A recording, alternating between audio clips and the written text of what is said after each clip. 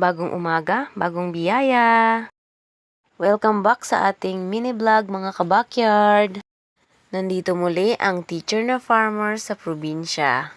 Muling magsishare ng karanasan sa pagbabakyard farm, kung paano napapanatili na maganda ang production rate. Ang amin pong mga alaga ay mahigit 1 taon na, ngunit umaabot pa ng 90% ang kanilang production. Upang mapanatiling maganda at maayos ang kanilang production, isang factor dito ay dapat napapainom sila ng tamang vitamins araw-araw. Hindi po ako expert pero isi-share ko sa inyo ano yung vitamins na aming ginagamit. Every morning ay pinapainom namin sila ng vitamins na ito.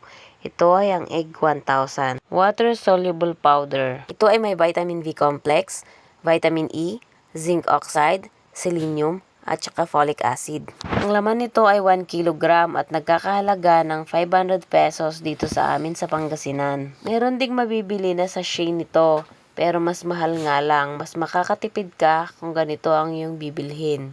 Ito ang pinapainom ko sa kanila every morning. Itong balde na to ang aking ginagamit. Ito ay 16 liters o naglalaman ng 4 gallons. Pinupuno ko ito ng tubig at saka ko nilalagyan ng Egg 1000 Water Soluble Powder ng 2 kutsara. Tsaka ko ito ihahalo para ma-dissolve ng mabuti ang powder. Pagka okay na at wala na ang buo-buo, ay nilalagyan ko ang kanilang water ng tig 2 tabo. Sa isang linya ay mayroong 48 heads. After ng 1 to 2 hour, isi-switch ko naman ang kanilang plain water. At yun na ang kanilang iinumin. At pagkadating naman ng hapon, ito ang susunod na vitamins nila.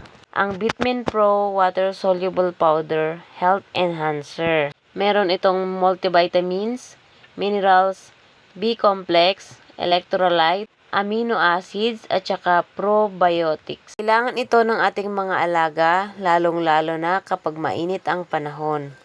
Katulad din ng vitamins nila tuwing umaga, 2 kutsara sa isang balde. Sa 500 heads na alaga namin ay 2 balde ang kanilang nauubos. Ito ang ipapainom sa kanila tuwing hapon upang makabawi sila sa nawalang lakas sa kanilang pangingitlog.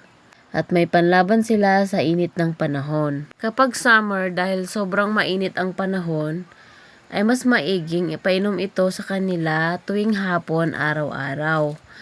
Ngunit kapag ganito na malamig-lamig na yung panahon, ay kahit 3 beses lang sa isang linggo.